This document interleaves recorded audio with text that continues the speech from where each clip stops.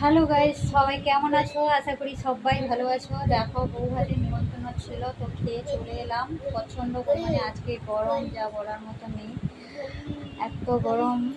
আর এই শাড়িটা পরে গেছে। এই ছিল বউ ভাতের খেতে যাওয়া ফাইনাল লুক। তো কেমন, একটা ছাপা শাড়ি আর একটা প্রিন্টের ব্লাউজ পরে বাড়ির পাশে বৌভাত ছিল।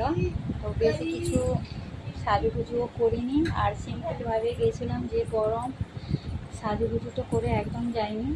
প্রিন্টের ব্লাউজ, একটা ছাপা শাড়ি, গরমে তো সুতির ছাপা শাড়ি এটাই হচ্ছে বেস্ট, আর একটা গলার মালা, আর একটু কানে তো যেগুলো পরা আছে সেগুলো।